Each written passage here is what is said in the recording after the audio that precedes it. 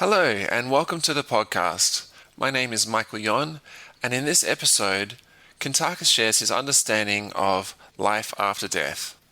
I have 7 specific questions for him, and the topics will range from ghosts to the soul, from fear to love. So, without further ado, here's Kuntarkis. Thank you, Michael. Just a small little opening I'd like to express. I would like to answer the 7 questions and explain a little bit about spirits, ghosts, and poltergeists. What is most important is for all who listen to this information is not to allow one's human ego to destroy one's opportunity to learn. That is very important, and to understand the world of the unseen and the unknown. Listen with an open mind and heart, and look within yourself for the truth. It is the inner learning that will expand your consciousness and advance the individual to a higher realm of understanding. You will also see things as you have never seen them before.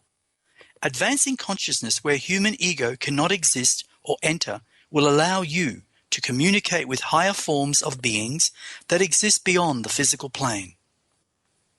Just remember, these beings have existed for billions of your earthly years in a vibration that is pure bliss. So I take this back to you, Michael, for questions. Wow. Well, if we're speaking about life after death, then life after death assumes that there's a spirit that carries on. So can you tell me straight out, what is spirit? You know, Michael, actually, that is a really, really interesting question. I've had that many, many times throughout my life. And please allow me to explain it in this way. Spirit is your essence, your life essence, the life force that is housed in your physical body. Without it, the human body could not and would not exist. You could not walk or eat or even communicate. You could not smell the flowers or see the birds flying in your skies. You would not be able to think or remember anything. The human vehicle would only be an empty shell. Spirit has existed for billions of your earthly years, and spirit is limitless in all things. Spirit is truly the master of life itself. From one incarnation, you as human beings have had knowledge encoded within the essence of your being. And your being is created from pure light, which has evolved from the beginning of all existence and will always exist. Spirit cannot perish. Only your physical, human vehicles perish, mostly I say, from abuse and dis-ease. When a human being chooses to leave their body and allow it to perish, depending on the individual's understanding and conditioning from their life, they will separate from their physical body, and their spirit will enter what we call the 4th dimension, where no physical matter exists. In the 4th dimension, there are countless levels of consciousness. If an individual has led a life of hatred, let's say, violence and fear, and has been highly conditioned by beliefs on their spirit, leaving their human body, they will take with them all their fears of death, their conditioning, their beliefs. This can and does create enormous fear and uncertainty. Because of the human ego, it can trap them within the lower levels of the 4th dimension. Many, as we all know, is the astral vibration. When a human being dies and their spirit leaves their human body, they will enter what is called the 4th dimension. If they have led a life of fear or violence, were on drugs or caused pain to others, or believed in the human myth of the devil, it is most certain that they will take those negative fears, conditions, and beliefs with them into the astral vibration, and they will recreate the same circumstances and situations that exist in their human life up until their death.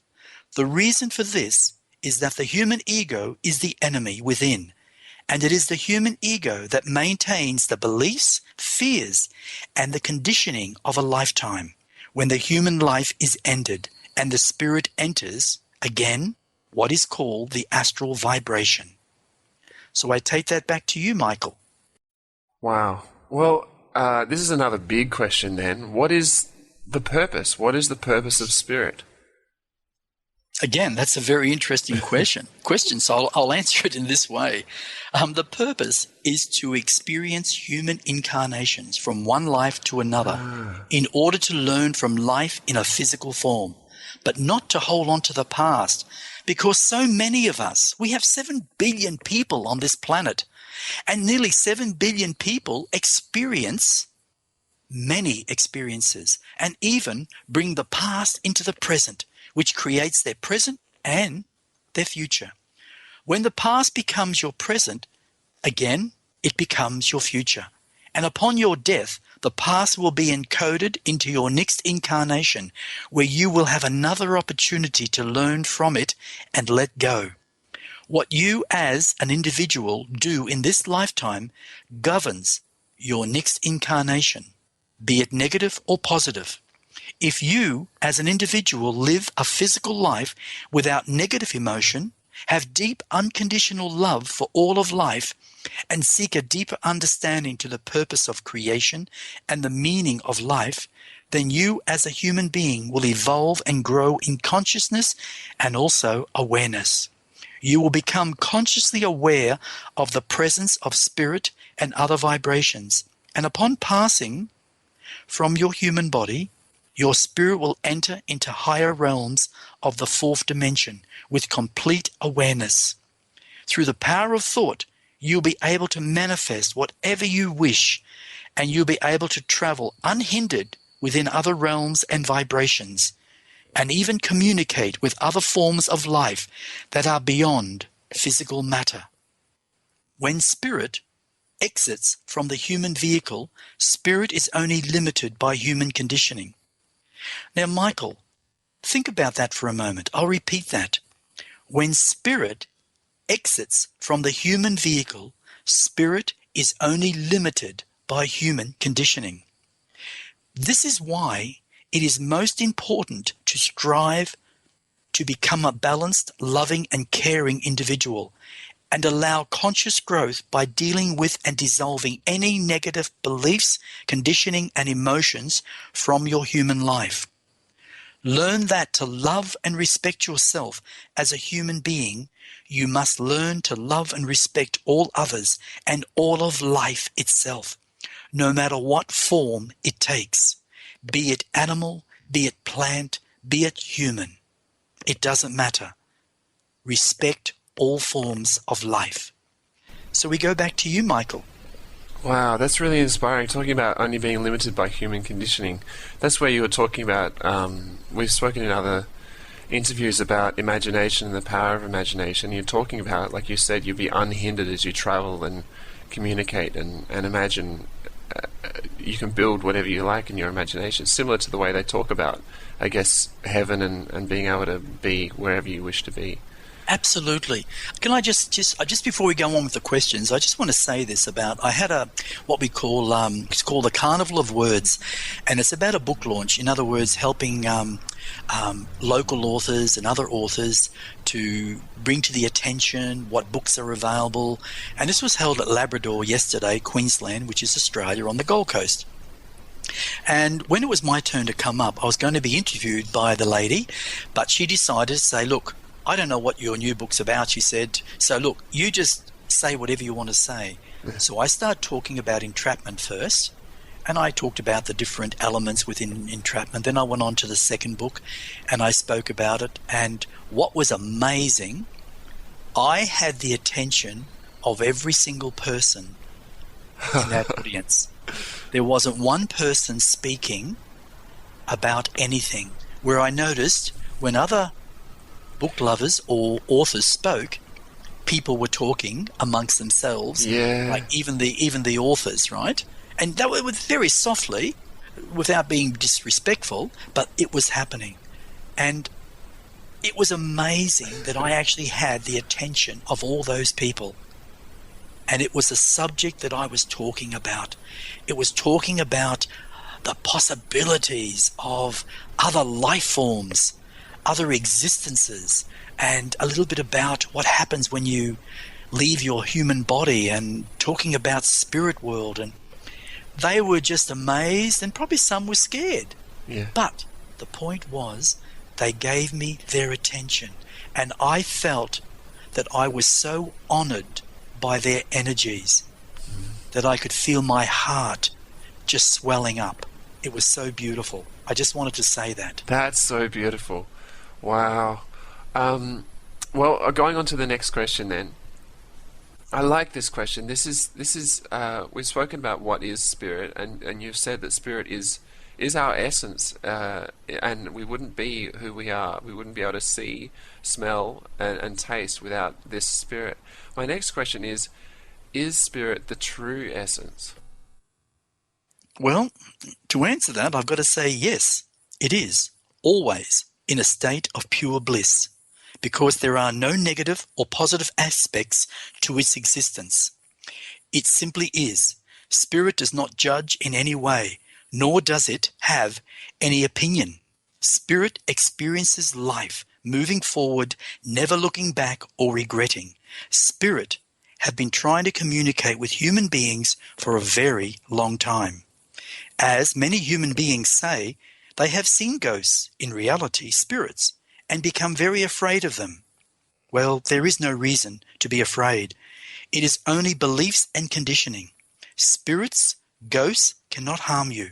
When you hear strange noises or observe furniture or objects moving around or even floating around, it is simply their way of trying to communicate. We all must remember, energy is everything, and everything is energy. The only difference between an animal and a human is that we vibrate at a different frequency. Just like birds, we vibrate differently as a frequency to them. Energy can and does build up, and it does result in situations where objects fly across rooms and furniture moves from one position to another. Even objects disappear. Small objects are placed from one room into the kitchen. I have heard so many people say that. But spirit is not trying to harm you. They never have. Now, poltergeists, yes, but spirit do not. If you hear them, it is only your negative emotion. If you fear them, I apologize. If you fear them, it is only their negative emotions and a fear of the unknown. This fear is what causes you to create harm to yourself. Even situations where humans have claimed they were pushed down a flight of stairs by a ghost. But in reality, it was not the ghost that pushed them. It was their own fears and conditions, their beliefs that they would be harmed by an unseen being.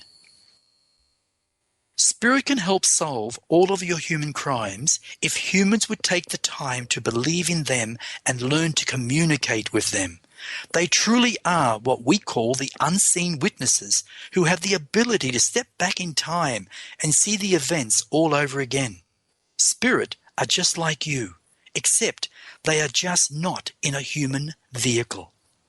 Yet fear is no doubt the greatest element that retards conscious advancement in human beings. If all human beings could go back in human time and remember your lives, say up to the age of 5, you would remember the invisible friends you played with that your parents said were not there.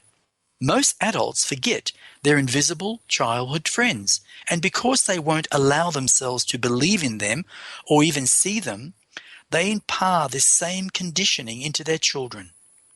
And, naturally, children love their parents and believe what they are told to be truth, that those beings do not exist.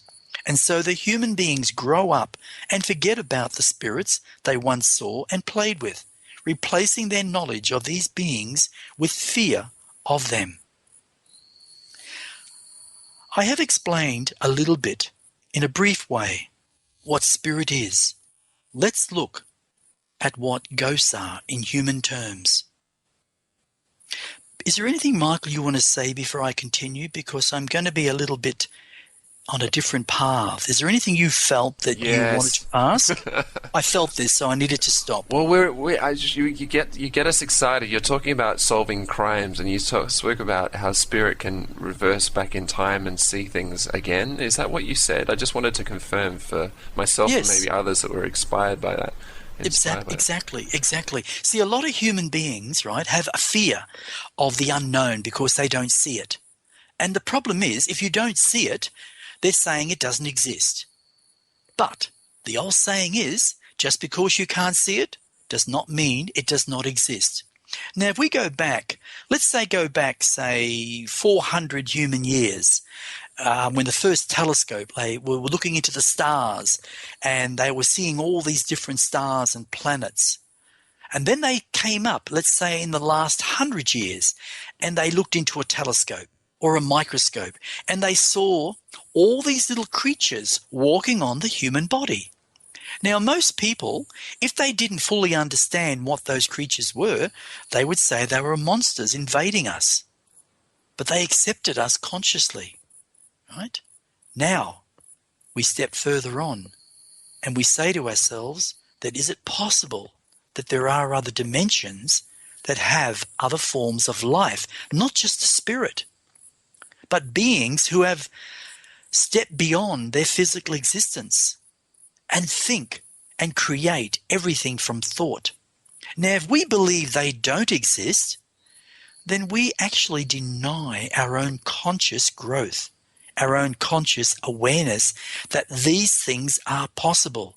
Because as we grow from month to month, year to year, century to century, our thinking is changing constantly, and we are accepting things in our life now that we would not have accepted, say, 20 or 30 years ago.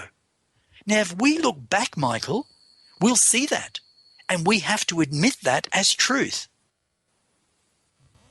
Yeah. So you were gonna talk to us about poltergeists, I think. Okay. Let me go back to this and say, I have explained a little bit in a brief way what spirit is. Let's look at ghosts. In human terms, human beings who have passed from their bodies but may not necessarily know they are dead. This is why they will be seen just standing there or floating endlessly without any direction. In many cases, they look frightening, and so physical humans become scared because of the way ghosts look. In reality, ghosts are only a part of the energy of that spirit that has left the human body, and as a result are mindless, hollow outlines, a shadow, much like what you would call a hologram. They are caught between the physical third and the non-physical fourth vibrations, like being stuck in a crack between two objects. They have no conscious awareness, and like a human being in a coma, there is nobody home. So, when you see a spirit or ghost or things move around your home, say hello to them. Ask for their name and tell them yours. Take the time to sit and communicate with them. Express your concerns for them and say you wish to help them in any way you can. Send them unconditional love and light and ask them why they are there. It is very important not to fear them, for it is fear that forms the barriers and confusion between their world and ours. Yeah, or that fear that causes a barrier. I want to ask, how does negativity like this actually affect our human race? Because it seems that it's such a major factor. Well, let's look at it this way. We as human beings incarnate to learn, and we also experience many, in fact, hundreds and thousands of different experiences in a human lifetime. A lot of those experiences can be looked upon as being negative and some as positive. And because of human ego as it is, we seem to only remember the negative things. And I believe many people would actually agree with that. And if they don't, they're denying themselves.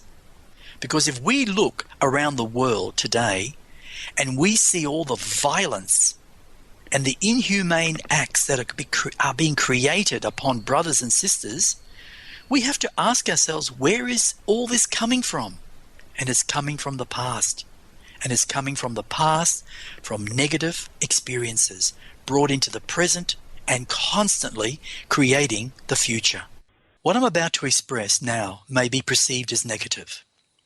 Humanity has had much violence throughout its history, and even though many have caused this violence upon humanity, there have been also great injustices put upon individuals who in turn have caused further pain and misery to the human race.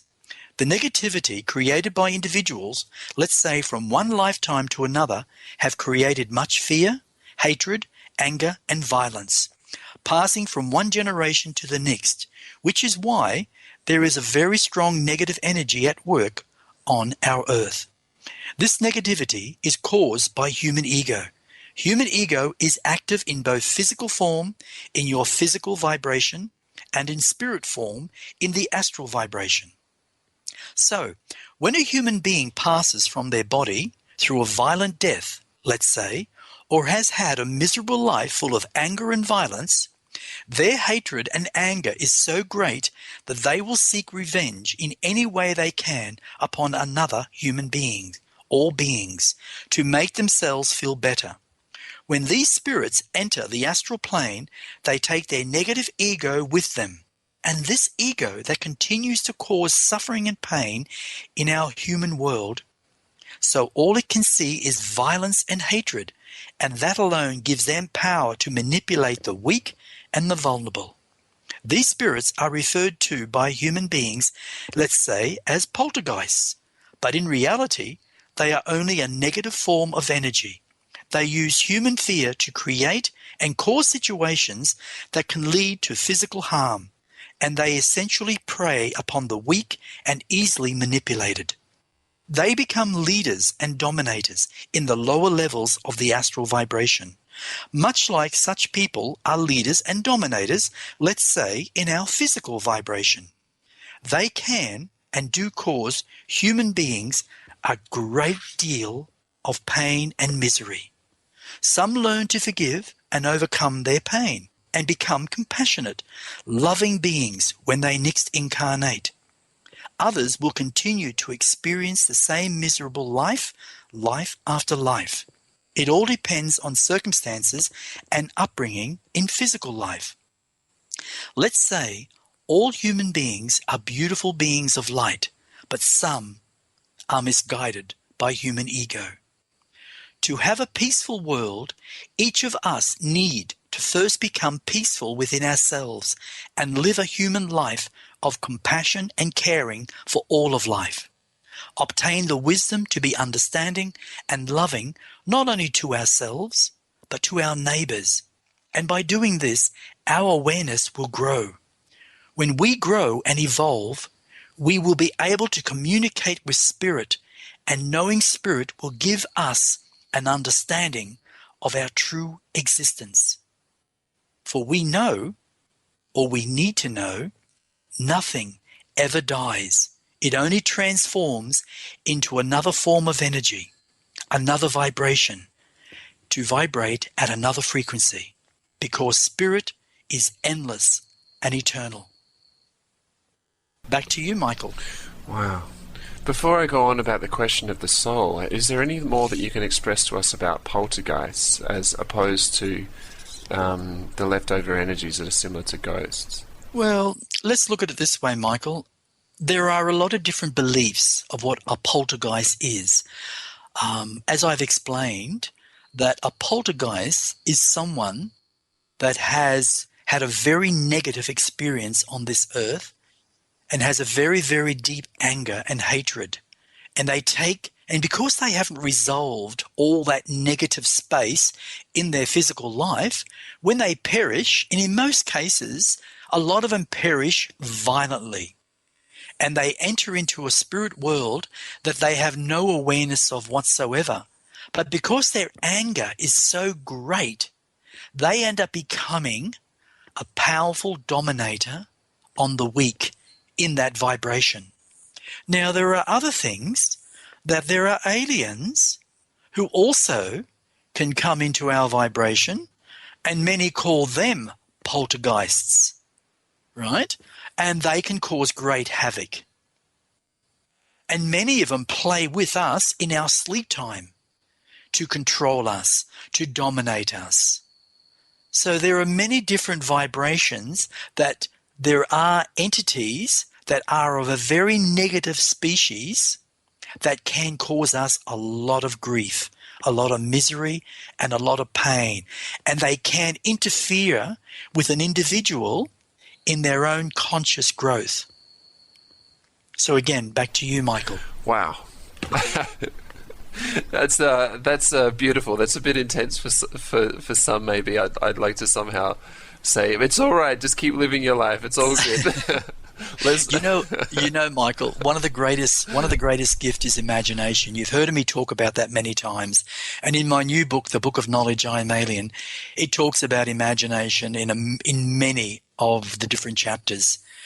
And what I've discovered in my life, if we have imagination, then that allows us to have an open heart and an open mind. And protectiveness and exactly. Weapons. Yeah, imagination is a weapon. We're able to imagine light around us, or imagine. It's a great power within us that we each can discover, and we can utilize that ability of imagination to create, not just through our own creativeness and become whatever we want to become, but it shows us that we are limitless beings. It's like looking at it like this. Let's say that we're looking now at a human man or a human woman. We're seeing the physical form, okay? We're seeing a third-dimensional object. We're not seeing what's behind that physical form, because most of us, in fact, 93 to 97% of us, can't see fourth dimensional unless we train ourselves. But if we can see by opening up our minds and our hearts and opening up the third eye that is within us all, we can begin to see what's behind the physical form. And what we're seeing is many, many different layers of consciousness as we evolve as a human being. Because many of us have had thousands and thousands of human lives. So many different incarnations. It's incredible. We have been everything in those incarnations and experience. But the secret is not to hold on, but to let go in love and see every incarnation simply as a memory to be drawn upon, to learn from in our current existence.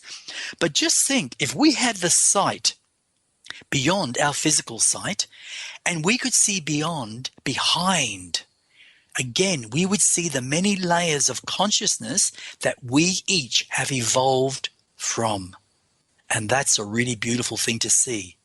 Sometimes when I see a person walk past me, I'm in like another mindset. And I'll see this energy field floating behind them, and there's all these different colors and different energies vibrating. And it shows me what awareness or what consciousness that being has evolved into. And that's a really beautiful thing, and it's a very privileged thing to actually have within ourselves. And so evolved from as well, evolved into, but also where it's evolved from. Exactly. You're talking about lines of past consciousness. Exactly. Many humans on this planet have evolved from other planets. In fact, probably a few dozen different life forms, and have come down to actually experience human life, but to help evolve the genetics of human beings to higher forms of understanding, to higher forms of communication. Wow, I'm curious. I always have this question. Like, it's less than 50% of us that are from different planets, you'd say? Oh, definitely. But still, there's a decent amount of us that have. Absolutely. Wow. Absolutely. So, okay, we're going to go on to our questions. This is a question about the soul, because you talked about spirit being the true essence. I want to know, what is the soul? What is the purpose of the soul? Okay. What is the purpose of the soul? Well, that's really interesting, Michael, and I'm just coming to it right now. The purpose of the soul. Let me ask you a question first. Just very quickly, in a few words, what do you believe the purpose of the soul is? I always equate it to the more godly aspect of us, as in it's the overseer, as opposed to the spirit, which is the actual essence, which is riding through the body, if that makes sense. Yeah, okay. I see it as the greater overseer or something. Okay, well, let me say it like this then. Yet you ask, what is the soul? And again, what is the spirit? What is the difference between the two? Many human beings believe the spirit is everything, and that it was created by the human God, while others believe the soul is everything, and that it was also created by God. Most human beings, let's say on earth, believe all knowledge comes from what was written in books, from the past to the present. What we as people understand, that statement holds a great deal of truth. However, the form of truth stems from beliefs and has been conditioned into our society from one generation to the next. Humanity, let's say as a species, has been evolving for the past 928,000 years. And yes, the truth about human history has been rewritten over and over. So many books about the human history exist on our earth today. They hold a portion of truth and a portion of illusion. How can a human being really know what is truth as opposed to what is illusion and fantasy? To answer this question, let us return to the difference between the spirit and the soul. Every human being has a spirit within them. Without your spirit, you as a human being could not and would not exist in this physical third dimension. Again, you would be physically lifeless. The third dimension vibrates at a different frequency to spirit world, where the spirit world vibrates at a much higher frequency as compared to the human physical world. The soul is pure light, untainted, living consciousness. It exists in a state of bliss, unhindered by the physical realm. The vibration of the soul is much higher than that of the spirit. The soul is the totality of all that is. In the realm of the soul, there are no limitations, no negativity, because positivity and negativity do not actually exist. All is in balance and are in harmony in every moment. The soul created the spirit and the human form. Depending on the lessons that need to be learned, the soul can create one spirit to take a human form, or many facets of the one spirit to take many human forms, male or female, to live anywhere on our planet. The facets can be of the same age or at a different age, living at the same time or at different times. It all depends on the soul choosing the circumstances of human existence with the respect to the lessons to be learnt and knowledge gained. For example, the soul may choose to create 7 facets of the same spirit to incarnate at different times and places on our earth. When a facet passes over, meaning dies, that facet will then join with another presently living facet, adding their energies and also knowledge to the one who is living physically.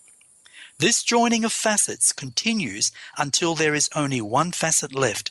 When a facet joins, a human being may wake up one day and suddenly feel so different, more confident, more sure of where they are going, and they may suddenly feel more peaceful about their life than they had previously. This is because the knowledge and experience of that facet that has joined them has now become a part of the physical living facet. So it's back to you, Michael. Wow. I just giggle. That's really cool. Oh, That's gosh. cool? Yeah, it's cool. Okay, well, we know what the spirit is. We've been explained what the spirit is and what the soul is. I want to ask, as it relates to consciousness, I guess, who runs my human life? You know, Michael, that, to me, that is one of the most important questions that each of us as humans need not just to ask everyone, but to ask ourselves first. So I'll explain it like this. Depending on your beliefs and conditioning, let's say our parents and the kind of society we all live in and where we were raised in, the answer for most people would have to be the past. Throughout human history, generation after generation, incarnation after incarnation, each human being is created from the past.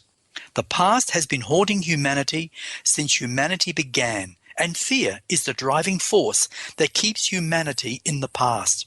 The human ego has caused human beings to live in fear, clinging to what they know, and it is from this illusionary sense of safety that the human beings creates their future. Human history has been very violent, and life in the human race is no different. Wars erupt on a continual basis, creating misery and pain for all. You may ask yourself, why has this happened? Well, I personally believe the answer is very simple. The human ego created itself a very long time ago. Instead of allowing spirit to experience life, guided by the soul, the ego took over human life. One ego influences an individual, while a collective of egos influences the masses. Unfortunately, the ego is very short-sighted. It has no awareness of spirit or soul, and its only understanding is its past. It knows where it came from and will go forward based on or only what it knows. The ego will not venture into something unknown or beyond its boundaries and limitations of understanding. The ego can only relate to its past, and that is why humanity continues to live in the past, warring and fighting, still angry over things that happened centuries ago, never forgiving or allowing anyone to emotionally move on. The ego does not understand unconditional love, but only understands the past created from fear. So, therefore, its fears living from moment to moment. It can only draw on its past, and so this is why humanity creates its present and future from its past. You may ask if there is any hope for humanity. Well, I'm a great believer that the word hope is a negative because it leads to hopelessness. I'm a great believer that faith and trust is far more positive for humanity. And the answer is yes, there is always faith and trust.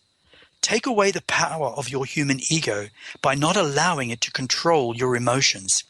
If you seek truth and answers, then look to your soul, the seat of all knowledge. The spirit is the vehicle that enables the soul to gather knowledge from the physical realm through the process of incarnations, be it through one or several facets of energy. Learn to be true to yourself and ask your soul to guide your human affairs. Take some precious moments out of your human life and meditate in the stillness of your mind by putting your thoughts to your soul and asking your soul for forgiveness. Learn to be humble in all that you do and never, never give up on yourself. Believe in yourself because you are the soul, a facet, yet still a part of your soul. If you truly believe in your soul, you will find your human life will be very different. Your energies will change. Your mindset will change. Your human understanding will change. You will find all things will flow in balance, and your understanding of life will be enriched in many ways. Your fears will dissolve as if they never existed, and you will begin to see others as you see yourself. You will see the world with different eyes. Once you seek out your soul will reconnect with you. It has been searching for you, but you have been clouded by the human ego, unable to see the past, the fears. Remember, never, never give up. Always believe in yourself and believe in your soul, for your soul has always believed in you. So back to you, Michael. Wow. Well, one of oh gosh, that's amazing. One of the jobs I believe that the soul has to manage through the spirit is that of karma. So I wanted to ask about karma. My specific question is, what is the cause and effect of karma?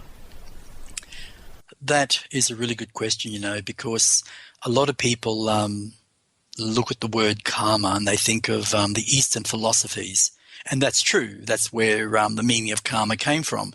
We see it as cause and effect. From a Western understanding, we see, what you do unto others will be done unto you. So I think that also is a really, really interesting question. So let me go from this perspective. Love is the one thing that all human beings want from life: to be loved and to love. Everything on our earth could perish, yet what would remain is love. For love is unbiased, non-judgmental. It has no anger or violence or hatred. It is neither negative or positive. It just is in the moment. You do not have to search for love, for it is all around you and within you. It exists within all of life, and it is the closest thing to the heart. Love is you, and it is the closest anyone can be to perfection. So, let's ask this question. What went wrong with humanity? Where is the love that each of you or us are created from? It is still with us, and it always has been, there for us to discover who we really are and to experience life's joys. However, since the human ego came into existence, we have allowed our love to take a back seat while our human ego created a world of fear, beliefs, violence, and laws that protect only the law itself. Justice in reality does not exist for the victims of our human world of chaos and confusion. Humanity has created a path of pain and misery for all who exist upon the earth and within her, our Mother Earth. Most civilizations on our earth understand the term karma. It is well known to the Eastern world and means what you do unto others will be done unto you. That needed to be repeated. The term can be negative and positive, like good karma and bad karma. Most civilizations understand the term cause and effect, especially the Western civilizations, and the meaning is the same as karma. Every negative and positive action that an individual creates in their lifetime is recorded in their cellular memory.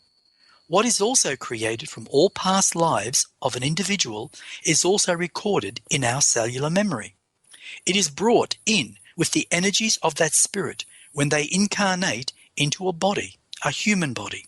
So the effect of this cellular memory is that every experience an individual has from one life to the next can and does shape the experiences a human being has during their lifetime, be it negative or positive. Many human beings believe in reincarnation. Let's say good karma, bad karma, cause and effect. But most do not realize that they have existed on this earth for more than 928,000 years. And in that time, they have lived thousands upon thousands of human lifetimes. Over this time, many have created an enormous amount of negative karma and continue to do so. The cause is your human ego, the part of the human that has been created from fear. The effect is the outcome and can be due to many reasons. An example: lying, stealing, controlling, dominating, causing harm to another through violence, rape, murder, physical abuse, mental abuse, lust, negative thoughts towards others, terrorism, greed, wars, hatred, and the list is endless. These are just some of the traces of the human ego. I would like to give you an example of the human ego at work. Let's say a human being has lived 47,000 lifetimes up to this moment. The karma that this individual must face is from 47,000 lifetimes, and the amount of negative karma, depending on what their experiences were, is in itself mind-bending. What would you say to that, Michael? Yeah, I'd say it would be, yes. Okay. Many human beings never resolve all of the karma from their present life. Let's say during their present life, so that karma is carried on to their next life and the next and so on. The wheel of life is in motion. Many humans find this notion of accumulated karma difficult to accept, which is understandable, but it is the complete truth. Our past will catch up to our present because it's recorded within our being. What we each need to understand is that we are not the body. In fact, we are not the mind. In fact, we are not the spirit. In fact, we are not the soul. What we really, truly are is infinite consciousness that is the totality of all that has been and all that will ever be. Let's say this. Would you not think if a human being only lived one lifetime, that humanity by now would have let go of all the wars and violence, the hatred and anger? One of the major contributing factors to humanity's problem with hatred and violence is genetic transfer of these emotions and beliefs to children, which is then reinforced through upbringing and conditioning. Humanity is creating a negative world for their future children. If human adults, let's say, do not resolve their own creative negative emotions, then we, as a race of beings, are guilty by example to our children, who will inherit our negative past and emotions. And in turn, each human being adds to the creation of a negative, violent future. There is an organization that wants to rule all nations on your earth. This may sound completely mad to the listener, but if you each come from the heart and search within yourselves for the truth, you will find out what I am expressing are indeed complete truth. Karma is the creation of the human ego, and the human ego has been evolving for more than 928,000 years. So it is natural to presume karma has been around for a very, very long time in our history. To give you another example, a nation attacks another nation, and thousands of human beings are slaughtered. Many are thrown into poverty. Why? Is it greed? Is it a desire for domination and control? Is it jealousy of what that nation may possess? From a human perspective, all answers may be one or all, some or all of the above. But there is another reason human beings may not consider: karma. Go beyond the human answer and seek a deeper understanding from within ourselves, our infinite selves. What you will discover is those who attacked were in fact attacked by the defending nation somewhere in human history. From that human history, those individuals have reincarnated under different circumstances so they would attack that nation to pay back that or what was done unto them. This has been going on throughout our human history, payback after payback. In reality, it is simply revenge. Every form of violence committed in human history is a form of karmic payback. To choose not to pay back and harm another is to evolve consciously. To continue the circle of violence is to remain unevolved. To say you killed me last lifetime, so now I am going to kill you, is not the rational higher thinking of an evolved physical being. The problem with revenge that spans lifetimes is it never stops. How can an entire nation stop the cycle of karmic revenge when the individuals who make up that nation are driven by emotional imbalances that urges them to react to karmic debt? Let's stop for a moment and think before we each choose to pay back someone, no matter how trivial or serious it may be. Think from your heart, not your ego, and say, no, I will not do this act. It is not right for me to take another's life in violence, or to steal, or to rape, or to cause another one's harm. It is right not to cause this harm. When all the human individuals say enough is enough, realize after nearly 1 million years of human evolution, it is time to step beyond the understanding and thinking of the unevolved ego and to choose to change our thinking and our life so we can grow beyond this way of life. Every human being needs to learn about the enemy, and it is not the enemy outside of us or around us, nor is it another country or religion. It is the individual, the enemy within every human being. Our past, our fears, our genetic encoding, our negative actions created from one lifetime to the next. The enemy is within all of us. It has been and always will be. You, the listener, may say that if this is the case, then how do we overcome this problem? Learn to slow ourselves down. Learn to stop trying to outrun time, because in reality, there is no such thing as time.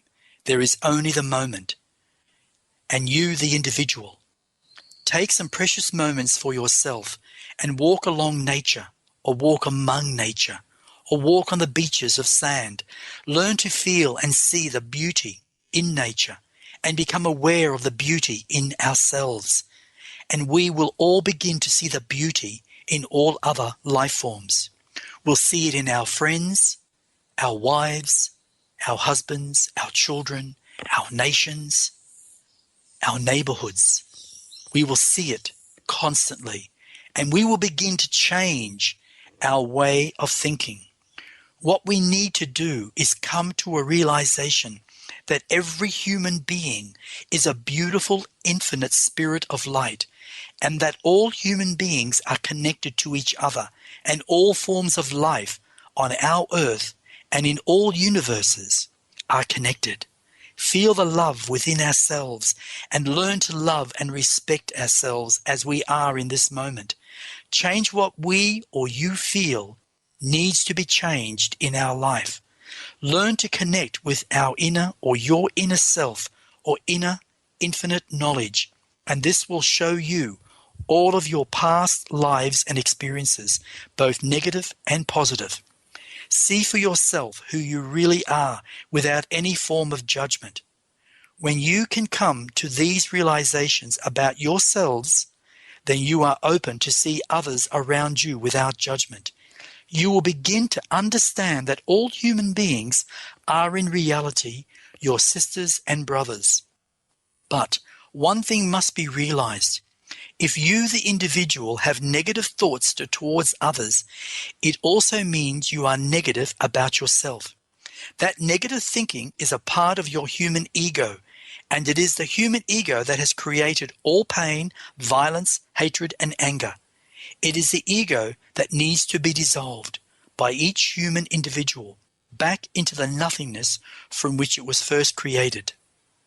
So let's look at one most important thing.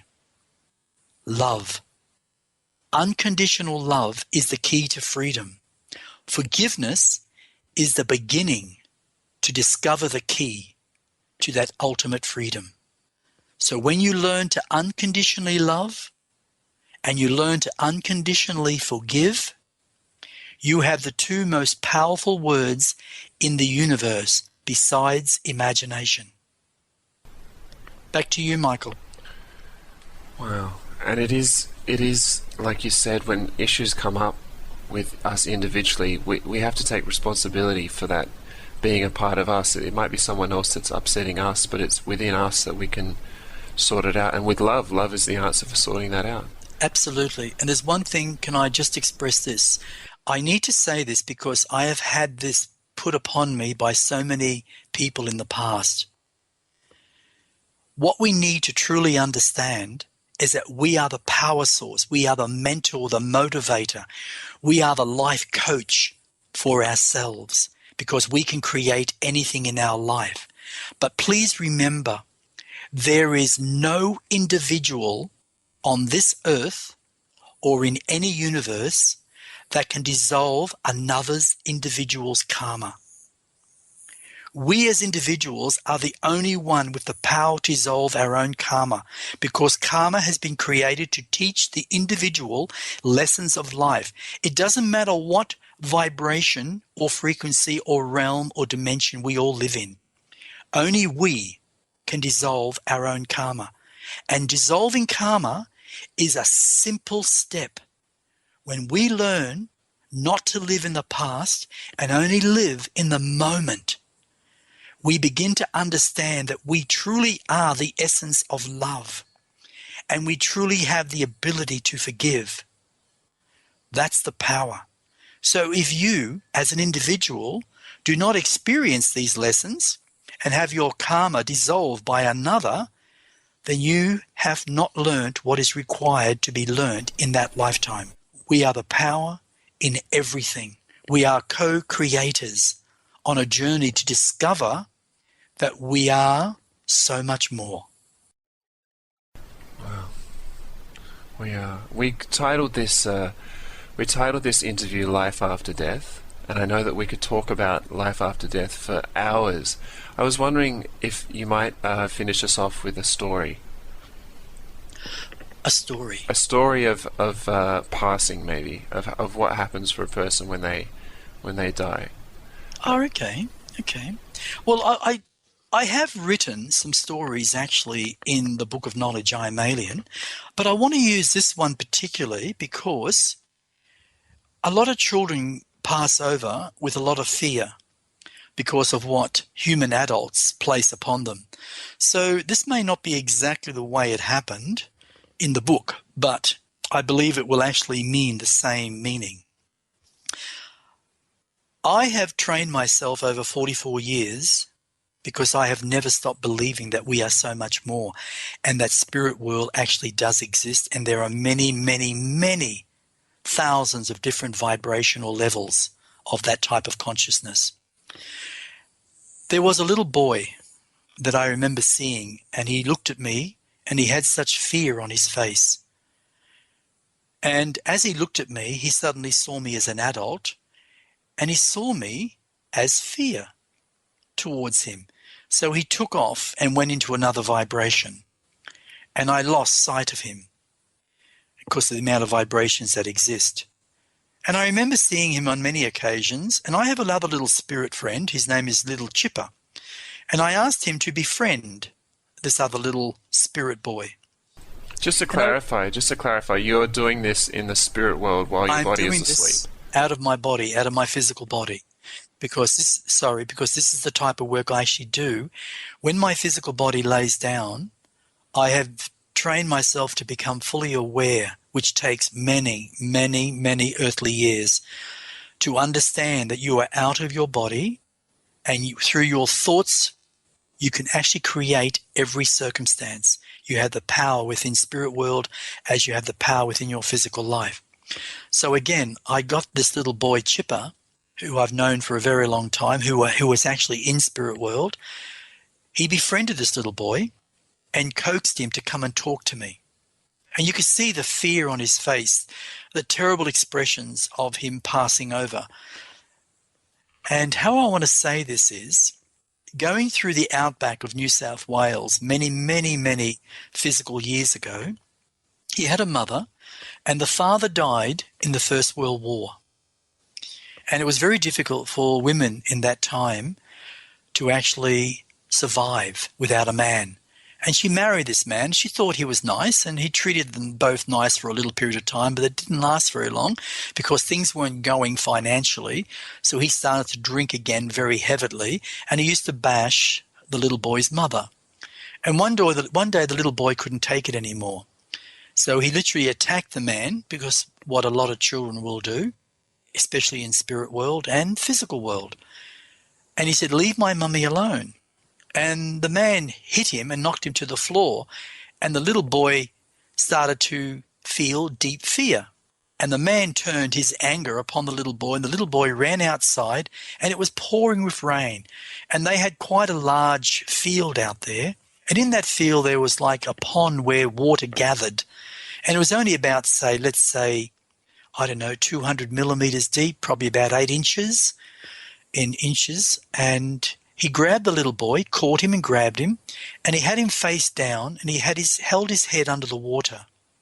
And he held on to the little boy, really angry, and the poor little boy drowned. And the father then, which was a stepfather, he actually disappeared. He took off. He was never caught.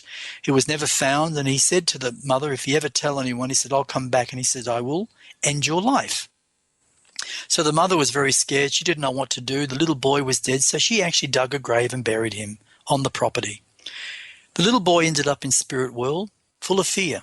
And what he was doing, Michael, he was reliving the same circumstances over and over and over. In fact, hundreds of times for all those years, which is nearly, let's say, 100 physical years. Now, I started to befriend this little boy, and I started to explain things to him, that he no longer had to have fear, that what he was living was an illusion of his own fears. And Chipper used to help him too, because it took a little while for me to get through to Chipper, and now through this little boy. So Chipper encouraged him, I encouraged him, and the little boy one day, I was observing him, he was running from this man, and suddenly his power clicked in, and he turned and he pointed up to the man and he said, stop, right there. You have no more power over me. I refuse to give you any more power that creates fear in me. I now let go of this fear because I want to go to my mummy. The man stopped, looked at him, his attitude changed and disappeared as if he never existed. The little boy, I said, turn to your right and see your mother. He turned, and that's where his mother was standing waiting for him. And he ran to his mother, and they just disappeared into what is energy. Some call it light, like a vibration, like stepping through to another time, another dimension. And that was one experience that I felt so overwhelmed. And you see, in spirit world, you can cry if you want to, because that's living energy and that's reality. Many don't believe that, but it is. And I felt so honored to actually have helped that little spirit overcome nearly 100 years of pure pain and brought him to a realization that he's now with his mother and they can move on in life. So that's just one little experience. Wow, thanks Kuntarkis. That was both beautiful and informative. In closing, is there anything else you'd like to share? I'll leave you with this little comment. Try to remember that as a human being, you are only limited by yourself. A spirit is limitless, but we as humans place our limitations upon our spirit, which then enters the spirit world and is then limited by us as human beings. Now, that might sound a little bit complicated, but it's not. We have to learn as humans to let go of our past, anything that's negative. We need to learn what emotion is, but we don't have to live in emotion all our life. What we may need to do is learn emotion, let it go, and see the past as simply a memory to be drawn upon, neither negative or positive, and become feeling beings. I'll leave you with that. Thanks, Kuntarkis. Well, this concludes the episode Life After Death. If for any reason you'd like to contact us, then simply email kuntarkis@gmail.com. Well, until next time, thanks for listening. My name's Michael Yon, and stay tuned for more.